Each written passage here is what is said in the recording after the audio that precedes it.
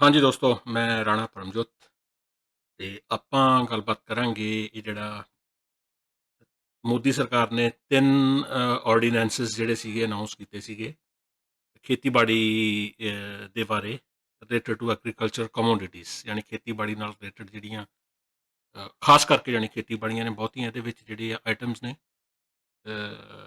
Ordinances ਕਹਿ ਦਿੰਦੇ ਨੇ ਜਿਹਨੂੰ 5 ਜੂਨ ਨੂੰ ਇਹਨਾਂ ਨੇ ਐਲਾਨ ਕੀਤਾ ਸੀ ਇਹਦਾ ਆਰਡੀਨੈਂਸਸ ਦਾ। ਆਰਡੀਨੈਂਸ ਦਾ ਕੀ ਮਤਲਬ ਹੁੰਦਾ ਮੀਨਸ ਇਹ ਆਪਾਂ ਅੱਗੇ ਜਾ ਕੇ ਡਿਸਕਸ਼ਨ ਕਰਦੇ ਹਾਂ, ਪਰ ਆਪਾਂ ਇਹ ਦੇਖੀਏ ਪਹਿਲਾਂ ਇੱਕ ਕਿਸਮ ਦਾ ਕਾਨੂੰਨ ਆ ਜਾਂ ਮੈਨੂੰ ਲੱਗਦਾ ਵੀ ਜਿਹੜਾ ਆਰਡੀਨੈਂਸਸ ਨੇ ਆਪਾਂ ਨੂੰ ਪਹਿਲਾਂ ਡਿਸਕਸ ਕਰਨੇ ਚਾਹੀਦੇ ਨੇ, ਕਿਉਂਕਿ ਕੋਈ ਵੀ ਜਿਹੜਾ ਆਪਾਂ ਬਿੱਲ ਹੁੰਦਾ ਨਾ, ਸਰਕਾਰ ਜਿਹੜੀ ਪਾਵਰ 'ਚ ਹੁੰਦੀ ਹੈ ਉਹ ਬਿੱਲ ਪੇਸ਼ ਕਰਦੀ ਆ ਅਤੇ ਉਹ ਜਿਹੜੇ ਬਿੱਲ ਪੇਸ਼ ਕਰਨਾ ਹੁੰਦਾ ਹੈ ਕੋਈ ਵੀ, ਅਗਰ ਉਹ ਕਾਨੂੰਨ ਉਦੋਂ ਬਣਨਾ ਹੈ ਜਦੋਂ ਉਹਦੀ ਡਿਸਕਸ਼ਨ ਹੋਣੀ ਆ ਪਾਰਲੀਮੈਂਟ ਦੇ ਫਲੋਰ ਦੇ ਉੱਤੇ। ਪਹਿਲਾਂ ਮਤਲਬ ਕਿ ਜਿਹੜਾ ਲੋਅਰ ਹੈਗਾ ਹਾਊਸ ਪਾਰਲੀਮੈਂਟ ਦਾ ਉਹ ਹੈਗਾ ਆ ਆਪਣੇ ਇੰਡੀਆ ਦੇ ਵਿੱਚ ਲੋਕ ਸਭਾ, ਯਾਨੀ ਜਿਹੜਾ ਵੀ ਕੋਈ ਨਵਾਂ ਇਹਨਾਂ ਨੇ ਕਾਨੂੰਨ ਪਾਸ ਕਰਨਾ ਤੇ ਉਹ ਯਾਨੀ ਉਹਨੂੰ ਪ੍ਰੈਜ਼ੈਂਟ ਕਰਨ ਨੂੰ ਕਹਿੰਦੇ ਨੇ ਵੀ ਇਹ ਬਿੱਲ ਆ। ਬਿੱਲ ਪ੍ਰੈਜ਼ੈਂਟ ਕੀਤਾ ਫਲੋਰ ਦੇ ਉੱਤੇ, ਉਹਦੀ ਡਿਸਕਸ਼ਨ ਹੋਈ, ਉਹਦੀਆਂ ਖਾਮੀਆਂ ਕੱਢਦੀ ਹੈਗੀ ਆ ਵਿਰੋਧੀ ਧਿਰ ਦੇ ਜਿੰਨੀਆਂ ਵੀ ਪਾਰਟੀਆਂ ਹੈਗੀਆਂ ਨੇ, ਅਤੇ ਉਹਦੀ ਖਾਸੀਅਤ ਦੱਸਦੀ ਹੈਗੀ ਆ ਸਰਕਾਰਾਂ ਜਿਹੜੀਆਂ ਬਿੱਲ ਨੂੰ ਪੇਸ਼ ਕਰਦੀਆਂ ਨੇ। ਅਤੇ ਫਿਰ ਅਗਰ ਉਹ ਥਰਡੇ ਡਿਸਕਸ਼ਨ ਤੋਂ ਬਾਅਦ, ਡਿਬੇਟ ਤੋਂ ਬਾਅਦ ਅਗਰ ਉਹ ਪਾਸ ਹੋ ਗਿਆ, ਸਮਰਥਨ ਮਿਲ ਗਿਆ ਮੈਜੋਰਟੀ ਦਾ, ਜਿੰਨੀ ਟੋਟਲ ਸਟਰੈਂਥ ਹੈਗੀ ਆ ਹਾਊਸ ਦੀ, ਉਸ ਤੋਂ ਬਾਅਦ ਫਿਰ ਉਹ ਜਾਂਦਾ ਹੈਗਾ ਅਪਰ ਹਾਊਸ ਦੇ ਵਿੱਚ ਜਿਹੜਾ ਕਿ ਰਾਜ ਸਭਾ ਆ, ਉੱਥੇ ਵੀ ਡਿਸਕਸ਼ਨ ਡਿਬੇਟ ਹੁੰਦੀ ਹੈ ਅਤੇ ਅਗਰ ਉੱਥੇ ਵੀ ਮੈਜੋਰਟੀ ਦੇ ਨਾਲ ਉਸ ਬਿੱਲ ਨੂੰ ਸਪੋਰਟ ਮਿਲ ਗਈ ਮੈਜੋਰਟੀ ਦੀ, ਤਾਂ ਉਹ ਪਾਸ ਹੋ ਗਿਆ ਦੋਵਾਂ ਹਾਊਸ ਦੇ ਵਿੱਚ, ਅਤੇ ਫਿਰ ਪ੍ਰੈਜ਼ੀਡੈਂਟ ਵੀ ਉਹਨੂੰ ਮੀਨਸ ਘੁੱਗੀ ਮਾਰ ਕੇ ਅਤੇ ਉਹਨੂੰ ਪਾਸ ਕਰ ਦਿੰਦਾ। ਇਹ ਹੈਗਾ ਪ੍ਰੋਪਰ ਚੈਨਲ। ਇੱਕ ਹੈਗਾ ਬੈਕ ਡੋਰ ਐਂਟਰੀ ਦੇ ਰਾਹੀਂ ਜਿਹੜੇ ਹੈਗੇ ਨੇ ਇਹ ਬਿੱਲਸ ਨੂੰ ਐਕਟ ਬਣਾਉਣਾ, ਉਹ ਆਰਡੀਨੈਂਸਸ ਨੇ ਜੀ। ਆਰਡੀਨੈਂਸਸ ਮੀਨਸ ਇੱਕ ਕਿਸਮ ਦਾ ਆਰਡਰ, ਤੁਹਾਡਾ ਆਰਡਰ ਦੇ ਰੂਪ 'ਚ ਪੇਸ਼ ਕੀਤਾ ਇਹਨਾਂ ਨੇ ਜਿਹੜਾ ਬਿੱਲ ਸੀਗਾ। ਨਾ ਉਹ ਥਰਡੇ ਹਾਊਸ ਦੇ ਵਿੱਚ, ਯਾਨੀ ਕਿ ਨਾ ਉਹ ਲੋਕ ਸਭਾ ਦੇ ਵਿੱਚ ਡਿਸਕਸ਼ਨ ਹੋਣੀ ਆ ਉਹਦੀ, ਨਾ ਰਾਜ ਸਭਾ ਦੇ ਵਿੱਚ ਹੋਣੀ ਆ। ਉਹ ਸਿੱਧਾ ਜਿਹੜਾ ਬਿੱਲ ਆ ਉਹ ਜਾਣਾ ਹੈਗਾ ਪ੍ਰੈਜ਼ੀਡੈਂਟ ਦੇ ਕੋਲ, ਅਤੇ ਪ੍ਰੈਜ਼ੀਡੈਂਟ ਨੇ ਮੀਨਸ ਦੇਖਣਾ ਹੈਗਾ ਸਿਚੁਏਸ਼ਨ ਅੰਡਰ ਦਾ ਸਰਕਮਸਟਾਂਸਿਸ ਵੀ ਕਿਹੋ ਜਿਹਾ ਮਾਹੌਲ ਹੈਗਾ ਆ। ਅਗਰ ਕੋਈ ਐਮਰਜੈਂਸੀ ਹੈਗੀ ਆ, ਕੋਈ ਥ੍ਰੈਟ ਆ, ਕੋਈ ਖਤਰਾ ਕਿਸੇ ਚੀਜ਼ ਤੋਂ, ਉਹਦੇ ਕਰਕੇ ਇਹ ਵਾਲਾ ਬਿੱਲ ਪੇਸ਼ ਕੀਤਾ ਜਾ ਰਿਹਾ ਜਿਹਦਾ ਐਕਟ ਬਣਨਾ ਜ਼ਰੂਰੀ ਹੈਗਾ ਆ। ਅਤੇ ਇਹ ਦੋ ਤਿੰਨ ਚੀਜ਼ਾਂ ਉਹਨੇ, ਦੋ ਚੀਜ਼ਾਂ ਮੇਨ ਉਹਨੇ ਵੇਖਣੀਆਂ ਹੁੰਦੀਆਂ ਨੇ। ਅਤੇ ਸੈਕੰਡਲੀ ਇਹ ਹੁੰਦਾ ਬਈ ਜਿਵੇਂ ਆਪਣੇ ਪਾਰਲੀਮੈਂਟ ਦਾ ਲੋਅਰ ਹਾਊਸ ਆ ਜਾਂ ਅਪਰ ਹਾਊਸ ਆ, ਇਹ ਦੋਵੇਂ ਇਸ ਵੇਲੇ ਸੈਸ਼ਨ ਦੇ ਵਿੱਚ ਨਹੀਂ ਹੈਗੇ, ਜਾਣੀ ਕੋਈ ਸੈਸ਼ਨ ਚੱਲ ਨਹੀਂ ਰਿਹਾ, ਅਤੇ ਇਹ ਜਿਹੜਾ ਬਿੱਲ ਆ ਇਹਦਾ ਕਾਨੂੰਨ ਬਣਨਾ ਜ਼ਰੂਰੀ ਆ, ਅਤੇ ਇਸ ਕਰਕੇ ਫਿਰ ਉਹਨੂੰ ਇਹ ਪਾਸ ਕਰਨਾ ਪੈ ਜਾਂਦਾ ਆ। ਅਤੇ ਪਰ ਉਹਨੂੰ ਸੈਟਿਸਫੈਕਸ਼ਨ ਹੋਣੀ ਜ਼ਰੂਰੀ ਹੈਗੀ ਹੈ ਵੀ ਇਹਦੇ 'ਤੇ ਪ੍ਰੈਜ਼ੀਡੈਂਟ ਦੀ, ਬੇਸ਼ੱਕ ਸਰਕਾਰ ਸੱਤਾਧਾਰੀ ਧਿਰ ਇਹ ਬਿੱਲ ਆ ਜਿਹੜਾ ਪੇਸ਼ ਕਰਦੀ ਆ ਸਿੱਧਾ directly to the president of India. President ਆਪਾਂ ਨੂੰ ਪਤਾ ਹੀ ਹੈ ਜਿਹੜਾ ਕੋਵਿੰਦ ਹੈਗਾ ਆ, ਪ੍ਰੈਜ਼ੀਡੈਂਟ ਬੇਸਿਕਲੀ ਰਬੜ ਸਟੈਂਪ ਹੁੰਦੀ ਹੈ ਇੰਡੀਆ ਦੇ ਵਿੱਚ। ਜੋ ਇਹਨਾਂ ਨੇ ਪੇਸ਼ ਕਰਨਾ ਆ ਬਿੱਲ ਥਰੂ ਆਰਡੀਨੈਂਸ, ਉਹ ਪ੍ਰੈਜ਼ੀਡੈਂਟ ਨੇ ਘੁੱਗੀ ਉਹਦੇ 'ਤੇ ਮਾਰੇ ਦੇਣੀ ਹੈ। ਪਰ ਕੰਡੀਸ਼ਨ ਇੱਕ ਚੰਗੀ ਇਹ ਹੈਗੀ ਆ ਵੀ ਫਾਰ ਦਾ ਟਾਈਮ ਬੀਇੰਗ ਤਾਂ ਉਹ ਚਲੋ ਗੱਲਬਾਤ ਕਲੀਅਰ ਹੋ ਗਈ, ਪਰ ਚੰਗੀ ਗੱਲ ਇਹ ਹੈਗੀ ਆ ਬਈ ਕਿਉਂਕਿ ਉਸ ਵੇਲੇ ਪਾਰਲੀਮੈਂਟ ਹਾਊਸ ਨਹੀਂ ਚੱਲ ਰਹੇ ਹੁੰਦੇ, ਯਾਨੀ ਸੈਸ਼ਨ ਨਹੀਂ ਚੱਲ ਰਿਹਾ ਹੁੰਦਾ, ਨਾ ਰਾਜ ਸਭਾ ਦਾ ਜਾਂ ਨਾ ਲੋਕ ਸਭਾ ਦਾ, ਉਸੇ ਸਮੇਂ ਦੇ ਦੌਰਾਨ ਇਹ ਬਿੱਲ ਪੇਸ਼ ਕੀਤੇ ਜਾਂਦੇ ਨੇ। ਪਰ ਜਦੋਂ ਵੀ ਜਿਹੜੀ ਪਾਰਲੀਮੈਂਟ ਸ਼ੁਰੂ ਹੋਣਾ ਆ ਆਰਡੀਨੈਂਸ ਵਾਲੇ ਬਿੱਲ ਤੋਂ ਬਾਅਦ, ਜਦੋਂ ਵੀ ਕਿਉਂਕਿ ਇਹ ਇਹਨਾਂ ਨੇ 5 ਜੂਨ ਨੂੰ ਪੇਸ਼ ਕੀਤਾ ਸੀ ਅਤੇ ਹੁਣ ਇਹ ਸ਼ੁਰੂ ਹੋਇਆ ਕੱਲ੍ਹ ਤੋਂ ਜਿਹੜਾ ਪਾਰਲੀਮੈਂਟ ਸੈਸ਼ਨ ਹੈਗਾ ਆ, ਅਤੇ ਇਹਦੇ 'ਚ ਮੀਨਸ ਇਹਦੇ 'ਚ ਜਦੋਂ ਇਹ ਸ਼ੁਰੂ ਹੋ ਗਿਆ ਪਾਰਲੀਮੈਂਟ ਸੈਸ਼ਨ ਤੁਹਾਡਾ ਆਰਡੀਨੈਂਸ ਡਿਕਲੇਅਰ ਹੋਣ ਤੋਂ ਬਾਅਦ, ਅਤੇ 6 ਹਫ਼ਤਿਆਂ ਦੇ ਵਿੱਚ ਵਿਦਨ 6 ਵੀਕਸ, ਯਾਨੀ ਜਦੋਂ ਵੀ ਪਾਰਲੀਮੈਂਟ ਸੈਸ਼ਨ ਸ਼ੁਰੂ ਹੋਇਆ, ਇਹ ਆਰਡੀਨੈਂਸ ਭਾਵੇਂ ਤੁਸੀਂ ਪਹਿਲਾਂ ਅਨਾਊਂਸ ਕਰਤਾ, ਪਰ ਉਹਦੇ ਸ਼ੁਰੂ ਹੋਣ ਤੋਂ, ਪਾਰਲੀਮੈਂਟ ਤੋਂ ਸ਼ੁਰੂ ਹੋਣ, ਜਿਵੇਂ ਕੱਲ੍ਹ ਤੋਂ ਇਹ ਸ਼ੁਰੂ ਹੋਇਆ, ਅਤੇ ਵਿਦਨ 42 ਡੇਜ਼ ਇਹਦੀ ਡਿਸਕਸ਼ਨ ਹੋਣੀ ਆ, ਅਤੇ ਇਹ ਉੱਥੇ ਇਹਨੂੰ ਮਤਲਬ ਕਿ ਅਗਰ ਮੈਜੋਰਟੀ ਸਪੋਰਟ ਮਿਲੂਗੀ, ਮੈਜੋਰਟੀ ਆਫ ਜਿਹੜੀ ਸਟਰੈਂਥ ਦੀ, ਜਾਣੀ 50% ਤੋਂ ਵੱਧ ਜਿਹੜੇ ਐਮਪੀਜ਼ ਨੇ ਆਪਣੇ ਉਹ ਸਪੋਰਟ ਕਰਨਗੇ ਲੋਅਰ ਹਾਊਸ ਦੇ ਵਿੱਚ, ਅਤੇ ਫਿਰ ਇਹ ਉੱਪਰ ਜਾ ਕੇ ਇਹਨੇ ਬਣਨਾ ਹੈਗਾ ਆ ਕਾਨੂੰਨ। ਇਹ ਤੋਂ ਬਾਅਦ ਅਪਰ ਹਾਊਸ ਵੀ ਜਾਊਗਾ।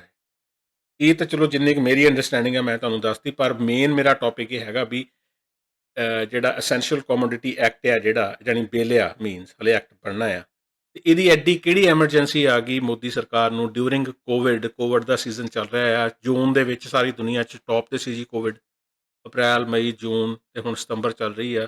ਇਸ ਦੌਰਾਨ ਐਸੀ ਕਿਹੜੀ ਮਤਲਬ ਕਿ ਯਾਨੀ ਕਿਸੇ ਨੇ ਗਲ 'ਤੇ ਤਲਵਾਰ ਧਰਤੀ ਕਿ ਤੁਸੀਂ ਥਰੂ ਆਰਡੀਨੈਂਸ ਇਹੋ ਜਿਹਾ ਬਿੱਲ ਲੈ ਕੇ ਆਓ ਜਿਹੜਾ ਕਿ ਐਕਟ ਬਣੇ ਥਰੂ ਮਤਲਬ ਕਿ without for the time being. ਚਲੋ ਇਹ ਚੰਗੀ ਗੱਲ ਆ। ਮੈਨੂੰ ਲੱਗਦਾ ਜਿਹੜੇ ਹਿਸਾਬ ਨਾਲ ਮੋਦੀ ਕੰਮ ਕਰ ਰਿਹਾ ਹੈਗਾ, ਜਿੰਨੀ ਕੁ ਮੇਰੀ ਅੰਡਰਸਟੈਂਡਿੰਗ ਹੈ, ਇਹਨਾਂ ਨੇ ਆ 6 ਮਹੀਨੇ ਵਾਲੀ ਯਾਨੀ 6 ਹਫ਼ਤੇ ਵਾਲੀ ਵੀ ਕੰਡੀਸ਼ਨ ਹਟਾ ਦੇਣੀ ਹੈ ਵੀ 6 ਹਫ਼ਤੇ ਇੱਕ ਵਾਰੀ ਜਿਹੜਾ ਲੈ ਜਾਂਦਾ ਤੇ ਇਹਨੇ ਪ੍ਰੈਜ਼ੀਡੈਂਟ ਨੇ ਪਾਸ ਕਰਤਾ ਤੇ ਡੈਟਸ ਇਟ, ਪਾਰਲੀਮੈਂਟ ਦੇ ਫਲੋਰ ਤੇ ਡਿਸਕਸ਼ਨ ਦੀ ਲੋੜ ਹੀ ਨਹੀਂ। ਪਰ ਆਪਾਂ ਹੁਣ ਚਲੋ ਬਿੱਲ ਨੂੰ ਸਮਝੀਏ ਜੀ, ਇਹਨੂੰ ਐਸੀ ਕੋਈ ਐਮਰਜੈਂਸੀ ਨਹੀਂ ਸੀ ਆਈ ਕਿ ਇਹ ਤੁਹਾਨੂੰ ਬਿੱਲ ਪਾਸ ਕਰਨਾ ਪੈਂਦਾ। ਤੇ ਇਹਦੇ 'ਚ ਹੁਣ ਹੈ ਕਿ ਆਪਾਂ ਚਲੋ ਇਹਨੂੰ ਬਿੱਲ ਨੂੰ ਸਮਝ ਲਈਏ ਜੀ। ਹੁਣ ਬਿੱਲ ਦੀ ਮੇਰੀ ਚੰਗੀ ਜਿਹੜਾ ਇਹ ਬਿੱਲ ਇਹਨਾਂ ਨੇ ਪੇਸ਼ ਕੀਤਾ, ਜਿਹੜਾ ਕਿ ਕਾਨੂੰਨ ਬਣ ਜਾਣਾ ਅਗਰ ਇਹ ਪਾਸ ਹੋ ਗਿਆ, ਜਿਹਦੇ ਵਾਸਤੇ ਧਰਨੇ ਵੀ ਲੱਗ ਰਹੇ ਨੇ ਕਿਸਾਨਾਂ ਦੇ ਜਗ੍ਹਾ ਜਗ੍ਹਾ ਤੇ 3 ਨੇ ਅਲੱਗ-ਅਲੱਗ ਆਰਡੀਨੈਂਸਸ। ਉਹਦੇ ਵਿੱਚੋਂ ਮੈਂ ਐਸੈਂਸ਼ੀਅਲ ਕਮੋਡਿਟੀ ਐਕਟ ਹੈ ਜਿਹੜਾ, ਮੈਂ ਉਹਦੀ ਅੱਜ ਗੱਲ ਕਰੂੰਗਾ। ਜਿਹੜੇ ਬਾਕੀ ਦੇ 2 ਨੇ ਉਹਨਾਂ ਦੀ ਆਪਾਂ ਆਉਣ ਵਾਲੇ ਦਿਨਾਂ 'ਚ ਗੱਲਬਾਤ ਕਰਾਂਗੇ। ਜਿਹੜਾ ਐਸੈਂਸ਼ੀਅਲ ਕਮੋਡਿਟੀ ਐਕਟ ਆ, ਇਹਦੇ ਵਿੱਚ ਅਮੈਂਡਮੈਂਟ ਕੀਤੀ ਗਈ ਹੈ ਜੀ। ਕਾਨੂੰਨ ਇਹ ਬਣਿਆ ਸੀਗਾ 1955 ਦੇ ਵਿੱਚ। ਉਹਨਾਂ ਦਿਨਾਂ ਦੇ ਵਿੱਚ ਕੀ ਸੀਗਾ, ਸਰਕਾਰ ਨੇ ਮਤਲਬ ਕਿ ਜਿਹੜੀਆਂ ਐਸੈਂਸ਼ੀਅਲ ਕਮੋਡਿਟੀ ਮੀਨਸ ਹੋ ਗਈਆਂ, ਜਿਹੜੀਆਂ ਜ਼ਰੂਰੀ ਵਸਤੂਆਂ ਹੈਗੀਆਂ ਨੇ, ਉਹਨਾਂ ਦੇ ਬਾਰੇ ਇਹ ਐਕਟ ਸੀਗਾ। ਤੇ ਬਈ ਕਿਉਂਕਿ ਉਹਨਾਂ ਦਿਨਾਂ 'ਚ ਅਨਾਜ ਦੀ ਖਾਸ ਕਰਕੇ ਸ਼ਾਰਟੇਜ ਸੀਗੀ ਮੁਲਕ ਦੇ ਵਿੱਚ। ਨਵਾਂ ਮੁਲਕ ਆਜ਼ਾਦ ਹੋਇਆ ਸੀ ਤੇ ਜਿਹੜਾ ਗ੍ਰੀਨ ਰੈਵੋਲੂਸ਼ਨ ਆ ਉਹ ਆਇਆ ਹੈਗਾ 60ਵੇਂ ਦਹਾਕੇ 'ਚ, 1965-66 ਤੋਂ ਆਨਵਰਡਸ। ਤੇ ਇੰਡੀਆ ਦੇ ਵਿੱਚ ਅਨਾਜ ਦੀ ਕਾਫੀ ਕਮੀ ਸੀ ਉਦੋਂ। ਪਾਪੂਲੇਸ਼ਨ ਉਸ ਵੇਲੇ 1955 ਦੀ ਪਾਪੂਲੇਸ਼ਨ ਕੋਈ 41 ਕਰੋੜ ਪਾਪੂਲੇਸ਼ਨ ਸੀਗੀ। ਤੇ ਇਸ ਕਰਕੇ ਜਿਹੜਾ ਅਨਾਜ ਸੀਗਾ ਇਹ ਖਾਸ ਕਰਕੇ ਕਣਕ ਅਮਰੀਕਾ ਤੋਂ ਮੰਗਾਈ ਜਾਂਦੀ ਸੀ।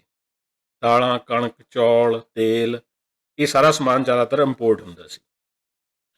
ਤੇ ਉਹ ਇੰਪੋਰਟ ਹੁੰਦਾ ਸੀ ਤੇ ਲੋਕੀ ਜਿਹੜੇ ਜਮਾਖੋਰ ਨੇ, ਮੀਨਸ ਜਮਾਖੋਰੀ ਦੇ ਡਰ ਤੋਂ, ਯਾਨੀ ਡਰ ਤੋਂ ਨਹੀਂ, ਜਮਾਖੋਰੀ ਨੂੰ ਕਾਬੂ ਕਰਨ ਵਾਸਤੇ, ਜਿਹਨੂੰ ਹੋਰਡਿੰਗ ਕਹਿ ਦਿੰਦੇ ਨੇ ਇੰਗਲਿਸ਼ ਦੇ ਵਿੱਚ, ਉਹਨੂੰ ਯਾਨੀ ਕਾਬੂ ਕਰਨ ਵਾਸਤੇ ਜਮਾਖੋਰਾਂ ਨੂੰ ਇਹ ਐਕਟ ਬਣਾਇਆ ਗਿਆ ਸੀਗਾ। ਤੇ ਇਹ ਜਿੰਨੇ ਇਹ ਐਸੈਂਸ਼ੀਅਲ ਕਮੋਡਿਟੀ ਨੇ, ਯਾਨੀ ਕਿ ਜਿਵੇਂ ਤੁਹਾਡੇ ਸੀਰੀਅਲ ਹੋ ਗਏ, ਸੀਰੀਅਲ ਜਿਵੇਂ ਕਣਕ ਹੋ ਗਈ ਤੁਹਾਡੀ, ਚੌਲ ਹੋ ਗਏ, ਮੱਕੀ ਹੋ ਗਈ, ਜੌਂ ਹੋ ਗਏ, ਤੇ ਪਲਸਿਸ ਹੋ ਗਈਆਂ, ਦਾਲਾਂ, ਤੇਲ, ਖਾਣ ਵਾਲਾ ਤੇਲ ਹੋ ਗਿਆ, ਤੇਲ ਵਾਲੇ ਜਿਹੜੀਆਂ ਫਸਲਾਂ ਨੇ ਉਹ ਹੋ ਗਈਆਂ, ਅਨੀਅਨ ਤੇ ਪੋਟੈਟੋ ਵਗੈਰਾ, ਸਾਰੀਆਂ ਇਹ ਸਬਜ਼ੀਆਂ, ਇਹਨਾਂ ਨੂੰ ਮਿਲ ਕੇ ਸਰਕਾਰ ਰੈਗੂਲੇਟ ਕਰਦੀ ਸੀ। ਤੇ ਹੁਣ ਇਸ ਰੈਗੂਲੇਟ ਇਸ ਕਰਕੇ ਕਰਦੀ ਸੀਗੀ ਵੀ ਇਹਨਾਂ ਦੀ ਜਮਾਖੋਰੀ ਨਾ ਹੋਵੇ। ਪਰ ਜਮਾਖੋਰੀ ਹਾਲਾਂਕਿ ਹੁੰਦੀ ਰਹੀ ਹੈ ਇਸ ਦੇ ਬਾਵਜੂਦ ਵੀ, ਕਿਉਂਕਿ ਪਿਆਜ਼ਾਂ ਕਰਕੇ ਤਾਂ ਇੰਡੀਆ 'ਚ ਸਰਕਾਰਾਂ ਵੀ ਬਦਲਦੀਆਂ ਰਹੀਆਂ ਨੇ, ਸੂਬਿਆਂ ਦੀਆਂ ਖਾਸ ਕਰਕੇ। ਤੇ ਇਹਨਾਂ ਨੇ ਹੁਣ ਮੀਨਸ ਜਿਹੜਾ ਐਸੈਂਸ਼ੀਅਲ ਕਮੋਡਿਟੀ ਐਕਟ ਦੇ ਵਿੱਚ ਚੇਂਜ ਲੈ ਕੇ ਆਂਦੀ ਹੈ, ਅਮੈਂਡਮੈਂਟ। ਤੇ ਇਹ ਚੇਂਜ ਕੀ ਕਹਿੰਦੀ ਆ, ਇਹਨਾਂ ਨੇ ਇਹ ਜਿਹੜੀਆਂ ਕੁਝ ਇੱਕ ਆਈਟਮਸ ਨੇ ਇਹ ਸਰਕਾਰੀ ਕੰਟਰੋਲ ਤੋਂ ਬਾਹਰ ਕੱਢਤੀਆਂ। ਮਤਲਬ ਕਿ ਸਰਕਾਰ ਆ ਜਿਹੜੀ ਐਸੈਂਸ਼ੀਅਲ ਕਮੋਡਿਟੀ ਐਕਟ ਦੇ ਵਿੱਚ ਜਿਹੜੀਆਂ ਚੀਜ਼ਾਂ ਇਹਨਾਂ ਨੇ ਨੋਟੀਫਾਈ ਕਰਤੀਆਂ। ਹਾਂ, ਇੱਕ ਗੱਲ ਮੈਂ ਹੋਰ ਦੱਸਣੀ ਚਾਹੂੰਗਾ, ਜਦੋਂ 1955 'ਚ ਕਾਨੂੰਨ ਬਣਿਆ ਸੀ ਤਾਂ ਐਸੈਂਸ਼ੀਅਲ ਕਮੋਡਿਟੀ ਨਹੀਂ ਸੀ ਦੱਸੀ, ਜਾਣੀ ਜ਼ਰੂਰੀ ਵਸਤੂਆਂ ਕਿਹੜੀਆਂ ਨੇ ਉਹ ਆਇਡੈਂਟੀਫਾਈਡ ਨਹੀਂ ਸੀਗੀਆਂ, ਉਹ ਡਿਫਾਈਨਡ ਨਹੀਂ ਸੀਗੀਆਂ ਵੀ ਕਿਹੜੀ ਹੈਗੀ ਆ। ਮੰਨਿਆ ਜਾਂਦਾ ਸੀਗਾ ਵੀ ਆਹ ਹੈਗੀਆਂ ਨੇ, ਪਰ ਗਵਰਨਮੈਂਟ ਨੇ, ਹੁਣ ਵਾਲੀ ਗਵਰਨਮੈਂਟ ਨੇ ਅਮੈਂਡਮੈਂਟ ਦੇ ਵਿੱਚ ਇੱਕ ਤਾਂ ਇਹਨਾਂ ਦੇ ਨਾਮ ਦੱਸਦੇ। ਨਾਮ ਇਹੀ ਹੈਗੇ ਨੇ ਜਿਹੜੇ ਤੁਹਾਨੂੰ ਮੈਂ ਪਹਿਲਾਂ ਗਿਣਾਏ ਨੇ। ਉਹ ਤੋਂ ਇਲਾਵਾ ਫਰਟੀਲਾਈਜ਼ਰ ਹੋ ਗਏ, ਭਾਵੇਂ ਦੇਸੀ ਖਾਦਾਂ ਨੇ ਤੇ ਭਾਵੇਂ ਉਹ ਤੁਹਾਡੀ ਔਰਗੈਨਿਕ, ਭਾਵੇਂ ਇਨਔਰਗੈਨਿਕ ਖਾਦ ਹੈ ਜਿਹੜੀ ਵੀ, ਇਹ ਹੈਗੇ ਨੇ। ਤੇ ਪਲੱਸ ਜਿਵੇਂ ਹੁਣ ਆ ਕੋਵਿਡ ਦੇ ਸਮੇਂ ਦੇ ਦੌਰਾਨ ਇਹ ਜਿਹੜਾ ਹੈਗਾ ਆ ਆਰਡੀਨੈਂਸ ਲਿਆਂਦਾ ਗਿਆ, ਤਾਂ ਉਸ ਵੇਲੇ ਹੈਂਡ ਸੈਨੀਟਾਈਜ਼ਰ ਤੇ ਜਿਹੜੇ ਮਾਸਕ ਸੀਗੇ, ਫੇਸ ਮਾਸਕ, ਇਹ ਡਿਮਾਂਡ ਦੇ ਵਿੱਚ ਸੀਗੇ। ਯਾਨੀ ਸਰਕਾਰ ਕੋਲ ਇਹ ਵੀ ਪਾਵਰ ਹੈਗੀ ਆ ਵੀ ਕਿਸੇ ਵੀ ਆਈਟਮ ਨੂੰ ਕਿਸੇ ਵੇਲੇ ਵੀ ਇਹ ਰੈਗੂਲੇਟ ਕਰ ਸਕਦੀ ਹੈ ਤੇ ਕਿਸੇ ਵੇਲੇ ਵੀ ਇਹਨੂੰ ਮੀਨਸ ਇਸ ਐਕਟ ਦੇ ਵਿੱਚ ਲਿਆ ਡਿਫਾਈਨ ਕਰ ਸਕਦੀ ਹੈ ਵੀ ਇਹ ਐਸੈਂਸ਼ੀਅਲ ਕਮੋਡਿਟੀ ਐਕਟ ਦੇ ਵਿੱਚ ਆਉਂਦੀ ਹੈ ਕਿ ਨਹੀਂ ਆਉਂਦੀ।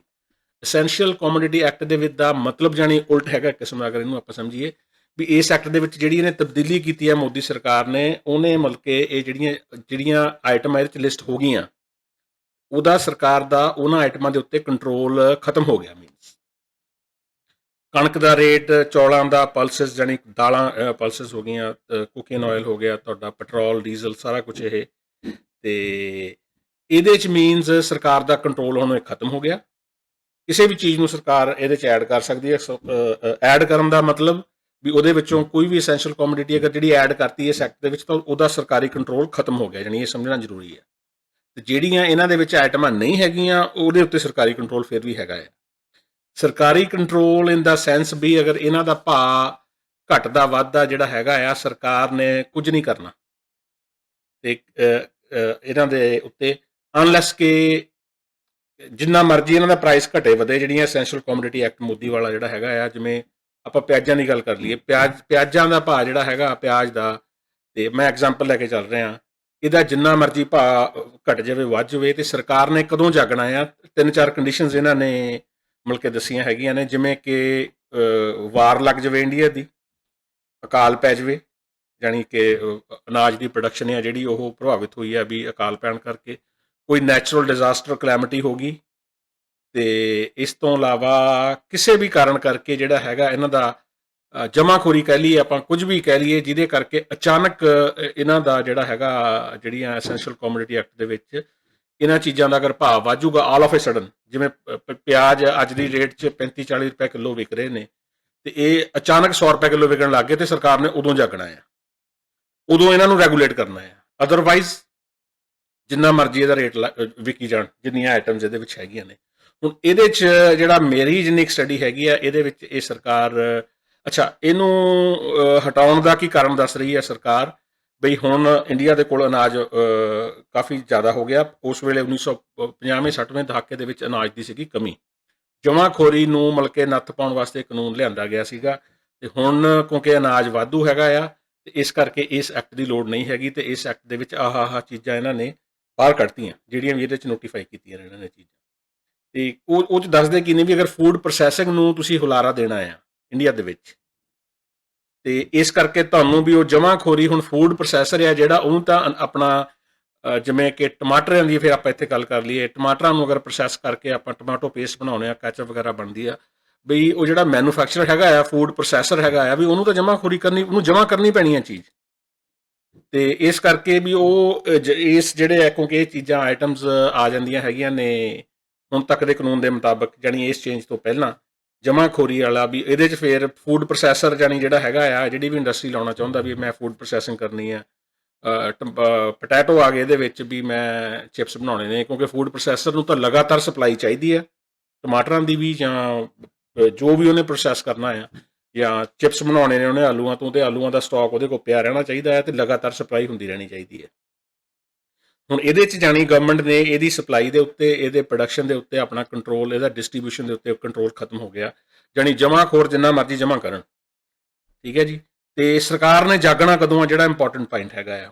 ਅੱਛਾ ਇੱਕ ਪੁਆਇੰਟ ਮੈਂ ਹੋਰ ਮੈਂਸ਼ਨ ਕਰ ਦੇਵਾਂ, ਜਾਂ ਚਲੋ ਆਪਾਂ ਅੱਗੇ ਮੈਂਸ਼ਨ ਕਰਦੇ ਹਾਂ ਉਹਨੂੰ, ਜਿਹੜੀਆਂ ਤਾਂ ਇੱਕ ਹੁੰਦੀ ਆ ਪੈਰੀਸ਼ੇਬਲ ਆਈਟਮਸ ਖਾਣ ਵਾਲੀਆਂ, ਇੱਕ ਨਾਨ ਪੈਰੀਸ਼ੇਬਲ। ਪੈਰੀਸ਼ੇਬਲ ਹੁੰਦੀਆਂ ਨੇ ਜਿਹੜੀਆਂ ਜਲਦੀ ਖਰਾਬ ਹੋ ਜਾਣ, ਉਹਦੇ 'ਚ ਮਿਲਕ ਆ ਗਿਆ, ਮਿਲਕ ਐਂਡ ਮਿਲਕ ਪ੍ਰੋਡਕਟਸ, ਉਹਦੇ 'ਚ ਚੀਜ਼ ਹੋ ਗਿਆ ਤੁਹਾਡਾ, ਇਹ ਪੈਰੀਸ਼ੇਬਲ ਨੇ, ਚਿਕਨ ਵਗੈਰਾ, ਜਿੰਨੀ ਮੀਟ ਵਗੈਰਾ ਨੇ, ਇਹ ਪੈਰੀਸ਼ੇਬਲ ਨੇ, ਜਿਹੜੇ ਜਲਦੀ ਖਰਾਬ ਹੋ ਜਾਂਦੇ ਨੇ ਅਗਰ ਸਹੀ ਟੈਂਪਰੇਚਰ 'ਤੇ ਆਪਾਂ ਇਹਨਾਂ ਨੂੰ ਨਾ ਰੱਖੀਏ, ਤੇ ਪੈਰੀਸ਼ੇਬਲ ਆਈਟਮਸ ਆ ਜਾਂਦੀਆਂ ਨੇ। ਪਿਆਜ਼, ਟਮਾਟਰ ਤੁਹਾਨੂੰ ਸਾਂਭਣਾ ਪੈਂਦਾ ਹੈ, ਯਾਨੀ ਜਿਹੜੀਆਂ ਜਲਦੀ ਖਰਾਬ ਹੋ ਜਾਂਦੀਆਂ ਨੇ। ਹੁਣ ਗਵਰਨਮੈਂਟ ਨੇ, ਚਲੋ ਜਿਹੜੀ ਵਾਰ ਆ ਦਾ ਚਾਂਸਸ ਬਹੁਤ ਘੱਟ ਨੇ, ਵਾਰ ਕਦੇ ਕਦਾਈਓ ਲੱਗਦੀ ਹੈ 10 ਸਾਲ 20 ਸਾਲ ਦੇ ਵਿੱਚ, ਅਕਾਲ ਵੀ ਪੈਂਦੇ ਨੇ, ਪਰ ਫਿਰ ਵੀ ਚਲੋ ਗਵਰਨਮੈਂਟ ਕੋਲ ਕਾਫੀ ਭੰਡਾਰ ਹੈਗਾ ਆ, ਫਲ ਸਬਜ਼ੀਆਂ ਦਾ ਨਹੀਂ ਮੈਂ ਕਹੂੰਗਾ, ਪਰ ਜਿਹੜਾ ਦੂਜਾ ਸੀਰੀਅਲ ਵਗੈਰਾ ਨੇ, ਇਹਨਾਂ ਦਾ ਭੰਡਾਰ ਹੈਗਾ ਆ।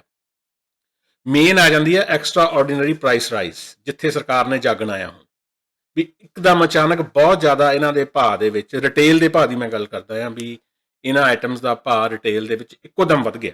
ਹੁਣ ਇਹ ਸਮਝਣਾ ਇੱਥੇ ਜ਼ਰੂਰੀ ਆ ਕਿ ਇਹ ਜਿਹੜਾ ਕਾਨੂੰਨ ਹੈਗਾ ਆ, ਇੱਥੇ ਡਿਸਕਸ਼ਨ ਹੋਣੀ ਚਾਹੀਦੀ ਹੈ। ਮੈਂ ਨਹੀਂ ਕਹਿੰਦਾ ਸਾਰਾ ਕਾਨੂੰਨ ਗਲਤ ਆ, ਫੂਡ ਪ੍ਰੋਸੈਸਿੰਗ ਹੋਣੀ ਬਹੁਤ ਜ਼ਰੂਰੀ ਆ, ਔਰ ਬਿਨਾਂ ਫੂਡ ਦੀ ਪ੍ਰੋਸੈਸਿੰਗ ਫੈਸਿਲਿਟੀਜ਼ ਦੀ ਘਾਟ ਕਰਕੇ, ਕੋਲਡ ਸਟੋਰੇਜ ਦੀ ਘਾਟ ਕਰਕੇ, ਕਿਉਂਕਿ ਮੇਰੀ ਆਪਣੀ line food science, food processing, food safety ਦੀ ਆ।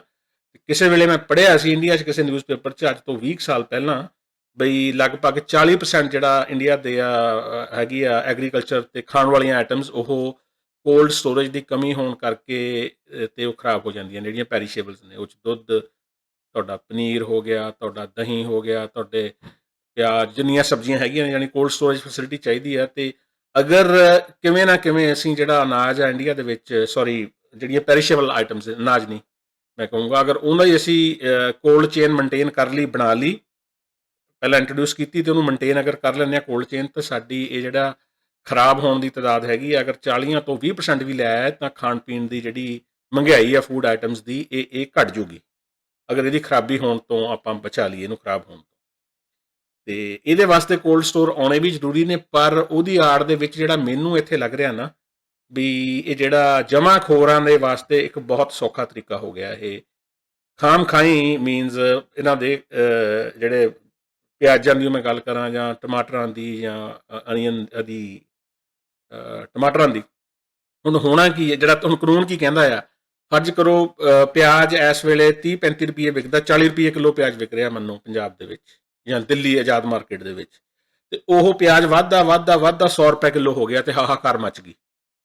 ਤੇ ਇੱਥੇ ਸਰਕਾਰ ਨੇ ਹੁਣ ਜਾਗਣਾ ਆ, ਜਿਹੜਾ ਨਵਾਂ ਕਾਨੂੰਨ ਆਇਆ, ਅਗਰ ਇਹ ਬਣ ਗਿਆ ਕਾਨੂੰਨ ਤਾਂ ਸਰਕਾਰ ਨੇ ਇੱਥੇ ਜਾਗਣਾ ਆ ਤੇ ਉਹਨੇ ਦੇਖਣਾ ਆ ਵੀ ਪਿਆਜ਼ ਦਾ, ਜਿਵੇਂ ਅੱਜ ਹੁਣ ਸਤੰਬਰ ਚੱਲਦੀ ਹੈ, ਸਤੰਬਰ ਦੇ ਵਿੱਚ ਪਿਆਜ਼ ਦਾ ਭਾਅ ਅਚਾਨਕ ਵੱਧ ਗਿਆ ਭਾਅ, ਤੇ ਉਹਨਾਂ ਨੇ ਦੇਖਣਾ 12 ਮਹੀਨੇ ਪਹਿਲਾਂ ਜਿਹੜਾ ਸਤੰਬਰ ਸੀ ਪਿਛਲੇ ਸਾਲ ਦਾ, ਉਦੋਂ ਪਿਆਜ਼ ਦਾ ਭਾਅ ਕਿੰਨਾ ਸੀ।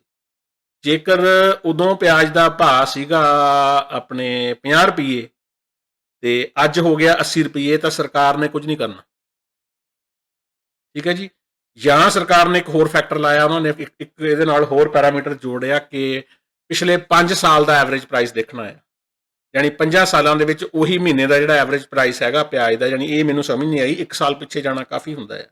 50 ਸਾਲਾਂ ਦਾ ਐਵਰੇਜ ਦੇਖਣਾ, ਜਾਂ ਪਿਛਲੇ ਸਾਲ ਦਾ ਜਿਹੜਾ ਪਿਆਜ਼ ਦਾ ਭਾਅ ਆ ਸਤੰਬਰ ਦੇ ਵਿੱਚ, ਰਿਟੇਲ ਦੀ ਮੈਂ ਗੱਲ ਕਰੂੰਗਾ ਇੱਥੇ, ਹੋਲਸੇਲ ਦੀ ਨਹੀਂ, ਰਿਟੇਲ ਦੀ ਹੈਗੀ ਆ ਗੱਲਬਾਤ, ਰੇਹੜੀ ਦੇ ਉੱਤੇ ਜਿਹੜਾ ਵਿਕਦਾ ਆ ਜਾਂ ਦੁਕਾਨਾਂ ਤੇ ਵਿਕਦਾ, ਆਪਾਂ ਥੈਲਿਆਂ 'ਚ ਜਾਂ ਬੈਗਾਂ ਦੇ ਵਿੱਚ ਪਲਾਸਟਿਕ ਦੇ ਲੈ ਕੇ ਆਉਂਦੇ ਆ, ਉਹਦਾ ਅੱਜ ਤੋਂ 12 ਮਹੀਨੇ ਪਹਿਲਾਂ ਕੀ ਭਾਅ ਸੀ।